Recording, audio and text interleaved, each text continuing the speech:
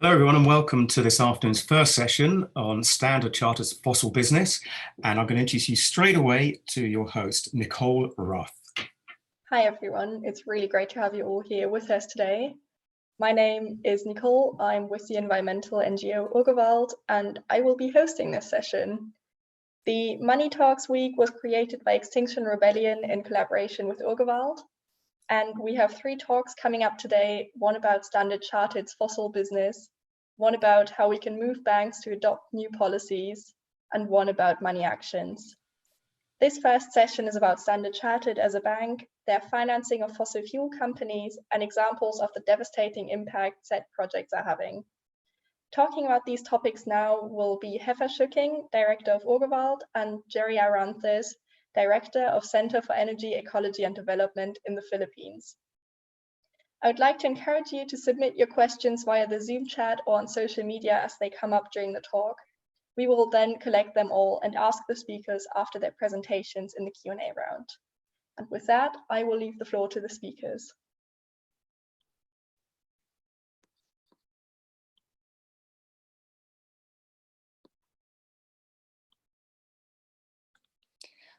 Thanks, Nicole. So today we're going to talk about Standard Chartered's fossil business. Standard Chartered is the 44th largest bank in the world. Oh, sorry, I need to work on my, okay. Standard Chartered is the 44th largest bank in the world. And while it's headquartered in the UK, most of its business is actually elsewhere. It's a global bank, and its most important markets are in emerging economies, especially in Asia and in Africa. 68% of Standard Chartered's income comes from Asia. 17% comes from Africa and the Middle East. Only 11% come from Europe and America. So over 80% of Standard Chartered's income comes from emerging markets. Out of the UK banks, Standard Chartered is best comparable to HSBC in terms of its business model. Both banks have a strong Asia focus, but HSBC is much bigger than Standard Chartered. So you can think of Standard Chartered as a kind of little sister of HSBC, with both banks competing in the same markets. Other important competitors for Standard Chartered are, of course, domestic banks in the various countries it operates in. Here you can see the size of the UK banks we've been focusing on in this webinar series. In terms of its assets, Barclays is about twice as big as Standard Chartered, and HSBC is almost 4 times as big. Now, the CEO of Standard Chartered is Bill Winters. Bill Winters originally started his career at JP Morgan, and he became CEO of Standard Chartered in 2015. And there's no signs that this is going to change anytime soon. Of all the 3 UK banks we've talked about so far, they're all trying to green their image. If you look at their web pages or their sustainability reports. But if you compare the presentations that banks make to investors, where they're hoping to raise money, whom they're hoping to raise money from through roadshows, then they don't often talk that much about sustainability. Standard Chartered is kind of an exception here. And if you look at their roadshow material, you get the impression that sustainability is taken a bit more seriously at the top level of the bank. This quote here is from Bill Winters, and you don't often hear this kind of statement in these types of presentations. Now, Standard Chartered's central advertising claim is, "We're here for good." Let's take a closer look and see whether this bears up to scrutiny. Just last month, Rainforest Action Network, BankTrack, and Reclaim Finance, and other NGOs published a report that examines financing for over 2,000 fossil fuel companies since the signing of the Paris Climate Agreement. According to this report, 35 commercial banks have funneled US dollars 2.7 trillion into the fossil fuel industry over the past 4 years. And what's especially worrying here when you look at this graph is that financing to the fossil fuel industry has been increasing since Paris. Now, where is Standard Chartered in all this? Standard Chartered is the 12th largest European financier of fossil fuels and provided over 24 billion US dollars to fossil companies since 2016. And if you take a closer look at the numbers over the years, you'll see the same general tendency that Standard Chartered's fossil business has grown enormously since Paris. But I also want to share some research that Orgevald has done to uncover who has been financing coal plant developers over the past 3 years. So companies that are still planning or developing new coal plants. Here are the numbers. And if you look at them, they're pretty amazing for Standard Chartered that they're placed first in terms of UK financial institutions supporting coal plant developers, if you consider that they're much smaller than either HSBC or Barclays. And if we take a closer look at which coal plant developers Standard Chartered is invested in, you'll see that these companies, if you combine all of their plans, they actually want to build 118 gigawatt of new coal-fired capacity. That's as much as the entire operating coal plant fleets of Japan, Germany, and Poland combined. In the meantime, however, Standard Chartered has made the following announcement and has committed to stopping all project finance for new coal plants. This is good and laudable, but unfortunately, it only solves a small part of the problem, and I'll explain why. If you watched our webinar last Tuesday, you might remember that we talked about how many coal plants are actually not financed through project finance, but are financed through general corporate loans or through corporate bond and share issues. So Standard Chartered's commitment to drop project finance, it actually would only take out 500 million of the 8.5 billion it has been providing to coal plant developers. So with 8 billion US dollars, it could go on supporting these companies. Now let's make it concrete. You've all heard about Adani, the Indian company that wants to build a new coal terminal on the Great Barrier Reef, develop one of the world's largest coal mines in Queensland, Australia, and build 2 huge new coal plants in India. Adani is one of the most controversial coal companies in the world, and people are protesting against it, not only in Australia and in India, but all over. Here's a major piece that ran in the New York Times last year on Adani.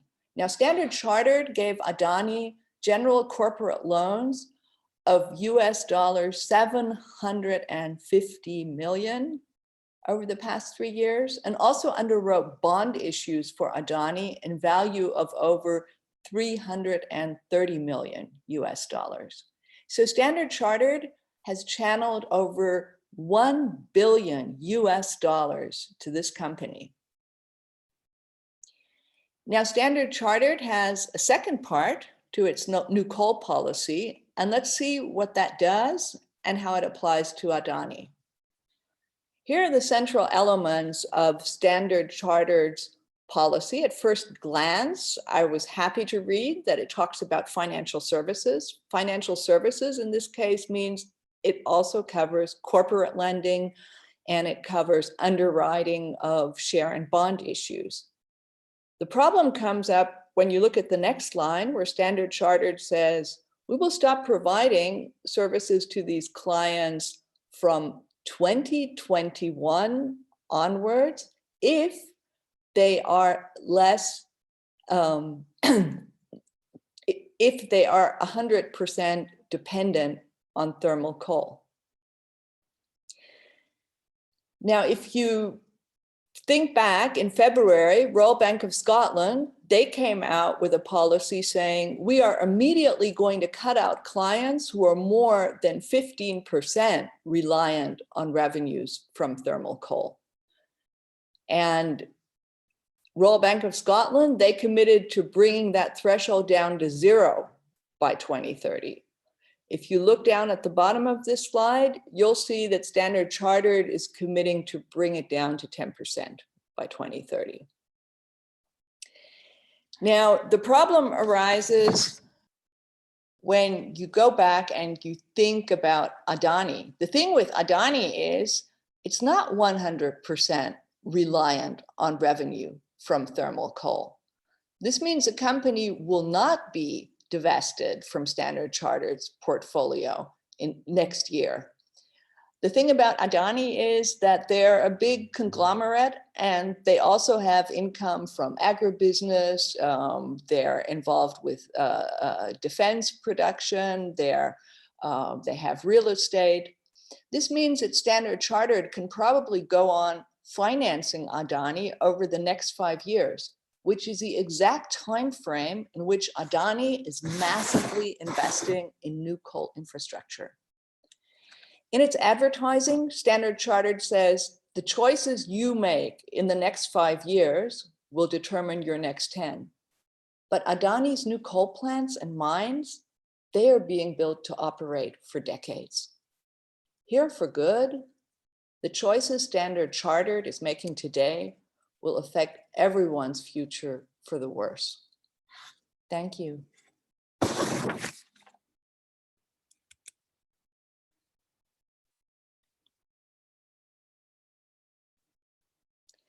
I now want to pass on to Jerry.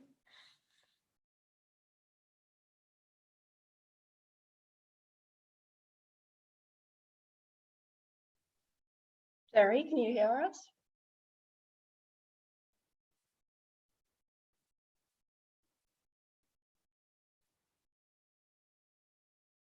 Nicole, maybe you can introduce Jerry. Yeah, so Jerry will now talk more about the about issues that arise with Standard Chartered in the Philippines. And over to the speaker. Can you hear me? Yes, we can. All right, thank you. Hold on, just. So I'll be talking about the coal expansion in the Philippines. Hold on, I'm just having some technical difficulties with this. Just in the meantime, as Jerry is uploading his slides, Standard Chartered is a major financier of new coal plants coming up in the Philippines, not through project finance, but by providing corporate finance to companies that are behind those coal plants.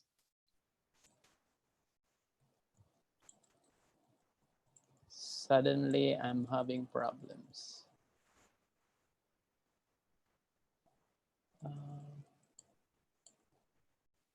Can you see the green button where you can share your screen?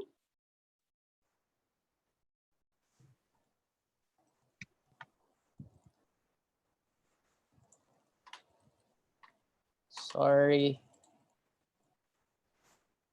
No worries, There. we can sort that out. Okay. You can see my screen now, right? Yes, that's perfect. Sorry about that. I think it's on video, so it's running continuously. Anyway, so basically an introduction. The Philippines is a very lovely country with almost all rich biodiversity and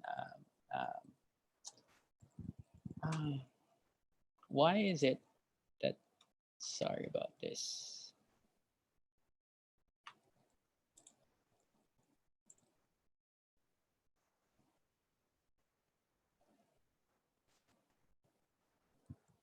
Anyway, suddenly it's working not in my time.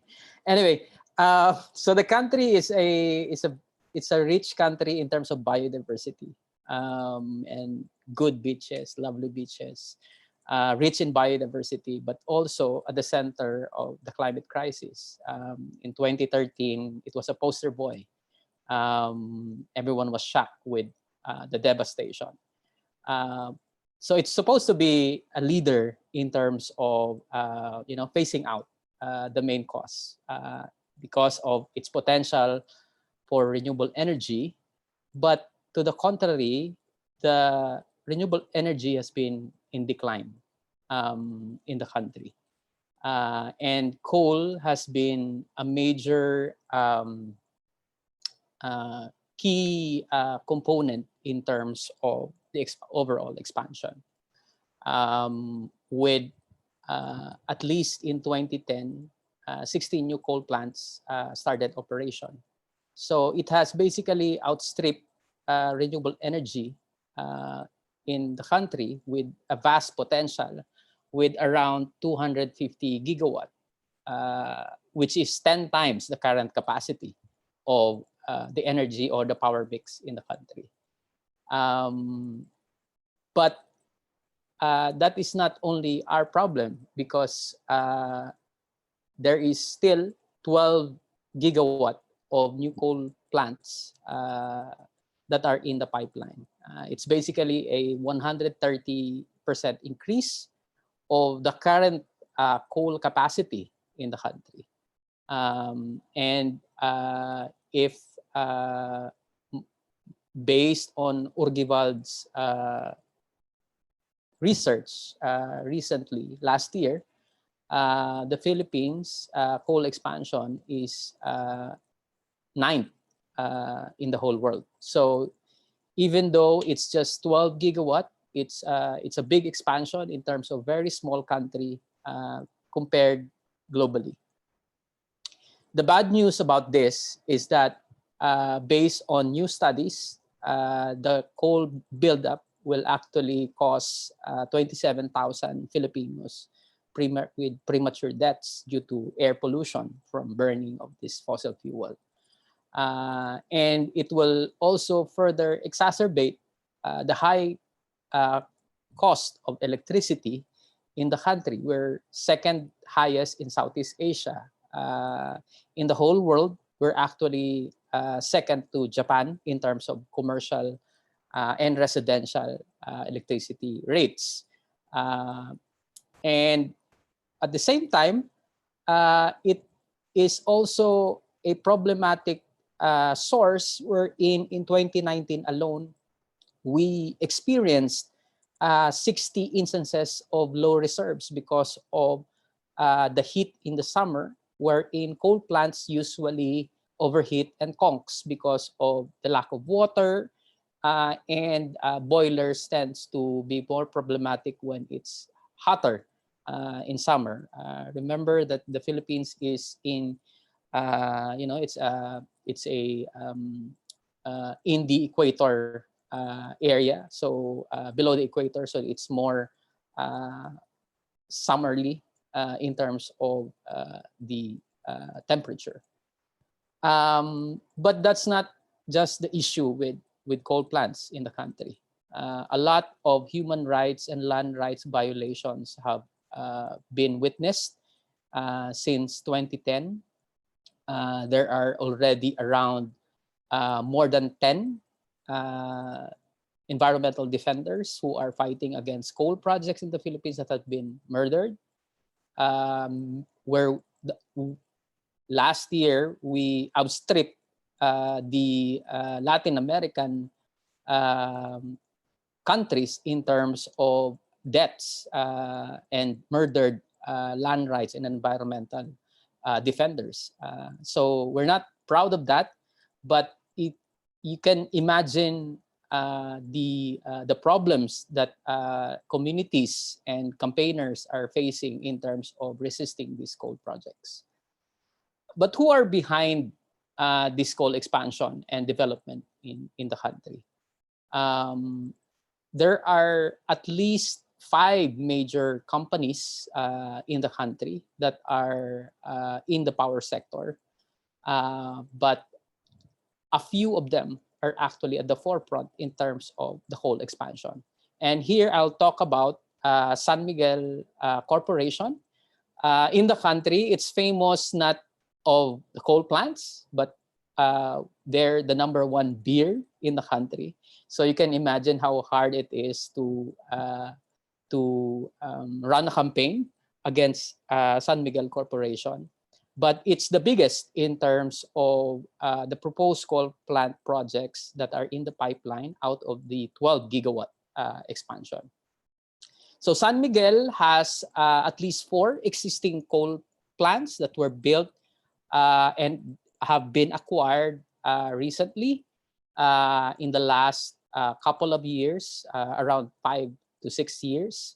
But what is problematic is that they are the biggest in terms of coal expansion in the country. They're the top expansionist in the country. So they occupy a large chunk of the 12 gigawatt that are in the pipeline. Around 7 new coal-fired power plants are being planned and being pushed by San Miguel Corporation. With around almost 5 gigawatts, so almost half, 45%, around 45% of the total expansion in the country is pushed by San Miguel Corporation, with an existing around more or less 3 gigawatt of coal that are operating. And here, Standard Charter clearly provides the impetus in terms of the expansion that is being pushed by San Miguel Corporation. Around $826 million were provided by Standard Charter in terms of loans and underwriting to Top Frontier Investment Holdings, which is owned mainly a large part by owns San Miguel Corporation, around 60% of the shares. So Standard Charter plays a very critical role in terms of the overall coal expansion being promoted by San Miguel. I'll talk about 3 key projects that are being resisted and have impacts to currently in the country. One is a coal plant that it's one of the oldest coal plant. It was refurbished in 2013 through a loan from the Asian Development Bank. It was previously owned by a US company, wherein recently was acquired by San Miguel Corporation. So it's a very old coal plant. They just retrofitted it and refurbished it, but it's one of the very polluted coal plants in the country because it uses one of the oldest technologies. Those that are being read out in developed countries are being used in our country, such as this project. Many issues in terms of pollution, of course, with communities, fisher folks being the loss of livelihood because of lowering of fish catch because of the pollution to the seascape. But the key issue here, quite recently, is the instability of the supply of electricity because these are old coal plants. So most of the time, price shocks are being felt, just like last summer, wherein there was a lot of rotating brownouts caused by unstable power from this kind of coal plants. The second one is quite famous in the Philippines because it is like a poster boy in terms of what could a coal plant do to a community. There has been massive pollution issues, and in around 2016 to 2017, the last quarter of 2016 to the early quarter of 2017, this has been investigated by a government agency, on the environmental agency, because of reports of violations in terms of air pollution. Massively, there has been many cases of impacts to children and residents in terms of skin diseases. The level of the cases of upper respiratory diseases and other related pollution-induced illnesses have risen in quite a lot of communities around the coal plant in Limay, Bataan. This is also the province at the site wherein one of the first environmental defenders were murdered. Gloria Capitan has been against the coal plant ever since, has been against two of the coal plants of San Miguel Corporation in this province. She was gunned down in broad daylight in front of her family, and she was one of the first martyrs of the anti-coal resistance in the country. The third one is not yet built. It's 300 megawatt in the so-called what we call right now as the renewable energy capital of the Philippines. It is supplying around almost 98% of renewable energy from the plants that are in the island of Negros. But San Miguel is hell-bent in pushing for the establishment of a coal plant in one of the cities, which is touted as the cleanest and environmentally friendliest city in the country. And there has been a lot of reports in terms of harassments because in the country we're in, it's mostly countryside, and the rural elites, we call them hacienderos, are quite influential in terms of politics, in terms of the way of life of most of the citizens, because they own almost all the lands, all the establishments. So it's quite difficult and to go against a particular project that is harmful. So a lot of cases of political and incidents of harassment have been reported in this area. The project hasn't gotten any environmental permits, but as you can see in the picture, there's already land clearing for the eventual setting up of the coal plant. Also, the site is, there's a sea, it's right beside the sea. It is a protected area, protected marine area, because it's very rich. There are dolphins. The marine biodiversity is so rich in that area. It's called the Tanyon Strait. A lot of projects were banned there, but the San Miguel Corporation is still hell-bent in establishing a coal plant right beside a protected area in Negros. So today, however, there are developments proving that defeating coal is possible in the country.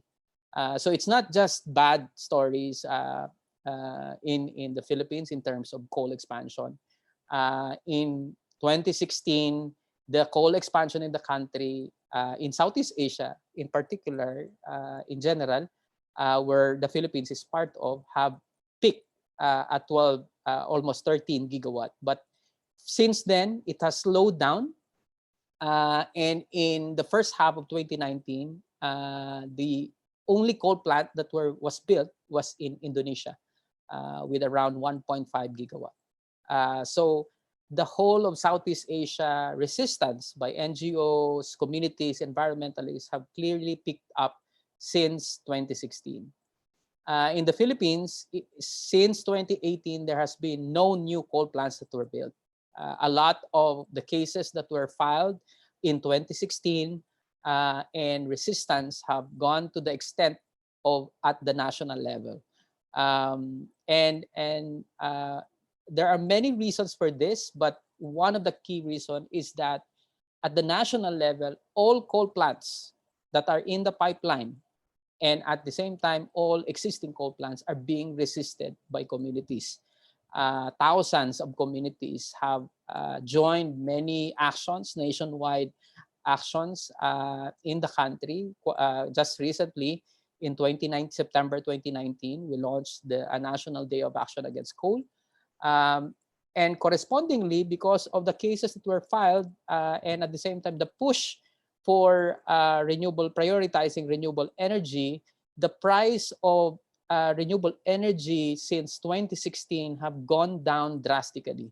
It is now around 0.048 pounds compared to 0.16 pounds of coal per kilowatt hour of electricity. So the coal plants can no longer argue that they're cheap, unlike before that it's so hard because renewable energy was still so high. And remarkably, in 2018, finally, the current president, many are not fond of him, including most of the anti-coal campaigners here in the Philippines.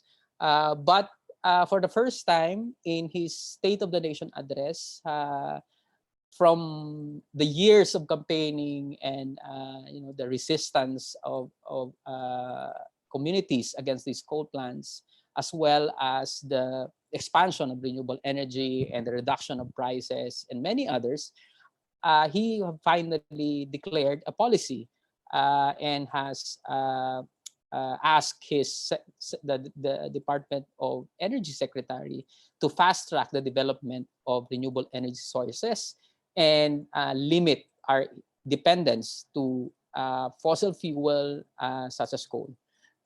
So it's a matter of political will now in terms of how would the Department of Energy act on this new policy. But still, if you look at the pipeline and where the money is at, those that are behind the coal expansion will still push through with it. And remarkably, just early this week, 3 days before the Global Earth Day, Ayala, one of the biggest company, declared their abandonment of coal investment by 2030. Of course, we're still pushing them that why 2030, that's quite long still. But Ayala have been targeted by the campaign more than 5 years now, and they have progressively reduced their coal dependence. So there's hope there. But coal developers are still really persistent, just like San Miguel Corporation, and in adding more coal fleets and adding more problems to the already suffering communities and the environment. So in a nutshell, today Southeast Asia is turning into a key battleground against coal. 15% of the global coal expansion is in Southeast Asia, and led by Vietnam, Indonesia, the Philippines, as well as Burma. And so this could be a very critical battleground where the final nail of the coffin for coal can actually be dictated. I'll end there. Thank you so much, Jerry and Hefa, for your presentation. That was really fascinating. We are opening the Q&A session now. We've got around 10 minutes for that, so please ask any questions that you have, either on social media or on Zoom. We'll be checking both. And the first question I'd like to answer is, you can re-watch this webinar on Facebook, on Twitter, on YouTube. So if there's something you didn't quite catch, or if there's something you just want to re-watch, no worries, you can do that afterwards. And I have a first question to Jerry, myself. So I have heard that in the Philippines are a heaven for renewable energies. So why are companies even still planning to build coal plants there, and what would be possible in the Philippines in terms of renewables? Before 2016, we already have a law for renewable energy. So it's a 10-year law. It just turned 10 years, 1 decade last year. So if despite the existence of the law, it has went to the reverse. Imagine 10 years ago that renewable energy share is around 35% of the overall power mix. Now it's around more or less, it moves around 30 to 31%. So it has reduced because of the coal avalanche. One of the reason is that for the coal expansion was that the Department of Energy has dilly-dallied in the implementation of the new law. In 2015, from 2013 to 2015, only 2 policy out of the 10 policy mechanisms under the law was implemented. So it took almost eight years before they implemented the 2 first policy. So that's why in 2016 we thought that the citizens needs to act, and so we sue the Department of Energy to the Supreme Court in 2016. We went with the affected communities of the coal plants and sued the Department of Energy for the non-implementation, the full implementation of the renewable energy law. Since the 2016 implementation, the filing, 4 new mechanisms were implemented. So you can link the new policies with the dwindling prices and the expansion of renewable energy. That was the theory before. And one of the key reasons which is not being talked about is because there's a lot of lobby by corporations, mainly by the likes of San Miguel Corporation and many others. That's a known fact in the Philippines, but you cannot write it in newspapers. But everyone knows that corporations lobby governments, and the fact that the Philippine government has dilly-dallied in the implementation, and it has caused a lot of harm already with the establishment of coal plants. All right, thank you, Jerry. That was a really interesting answer. And you've already kind of answered that question too, but could you maybe just elaborate a little bit more on how people are already opposing coal? So you've already filed a lawsuit. You're doing small-scale activism. You have the highest death rate of landowners in the world, which is really terrible. So could you maybe just elaborate a bit more on the tactics and the strategies you're already using and what you're already doing? Because of the political climate, which is a big consideration in terms of the Philippines, there's a lot of we call them the cliques or the elites in particular provinces. There's always like that, and most of the time they used to be warlords. So the usual guns, gold, and that stuff is still prevalent. So one of the key element for the upswing of resistance is to link all the communities, to make them feel that they're not alone. So that was the major endeavor that the campaign undertook from 2012 to 2015, because it was so hard to campaign then on a per project basis, because it's still young, the movement was still young, and because of the political terrain, it's problematic. So a national campaign is critical to empower the communities and to make them feel stronger. Eventually, we've evolved some of a lot of strategies, like filing law cases. Just last year, I think we filed around 5 cases to projects and policies. So it has really picked up. One other strategy that we found that is very critical is to link the coal plant issues with community issues on pollution, on harassment with the consumers. In 2019, that was a major breakthrough for us. So we did basically focus on the work from 2017 to 2019 to develop a conscious consumers movement that, hey, coal is not just dirty, it is also costly.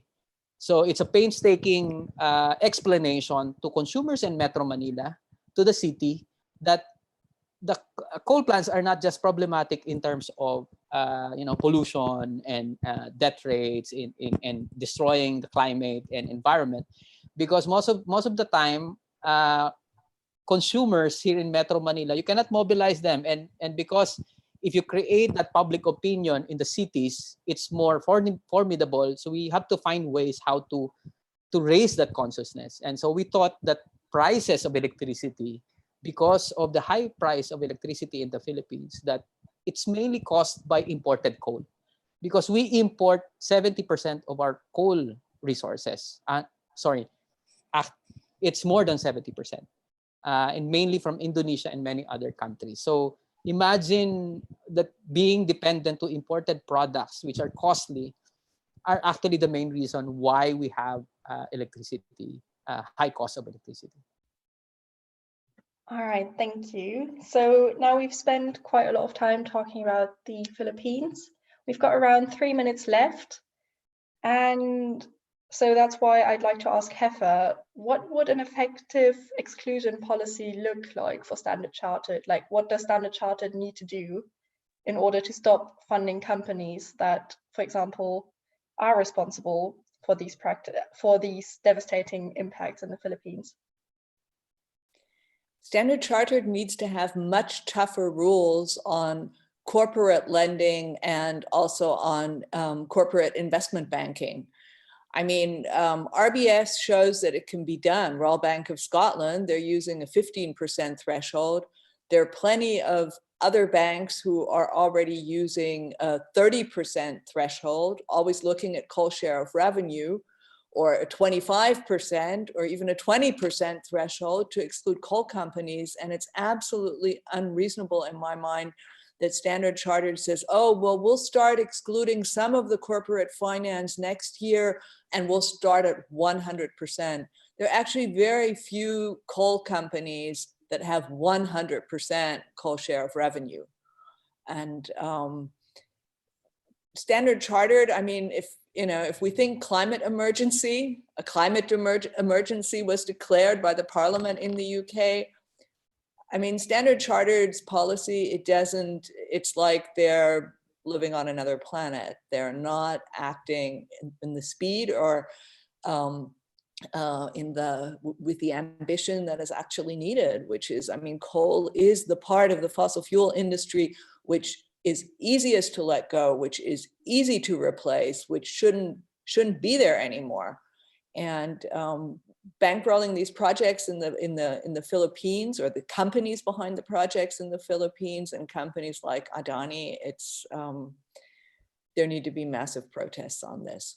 And I actually, in that context, have a question to Jerry. Have the Philippine movement, I mean, Standard Chartered is, their presence in the UK they're not that well known actually, because they're so much a bank in the emerging economies. Have there been protests in the UK, in the Philippines, like, directly? I mean, Standard Chartered, I'm sure, also has offices in the Philippines and has a presence in Metro Manila. And if there hasn't, just a suggestion for the future.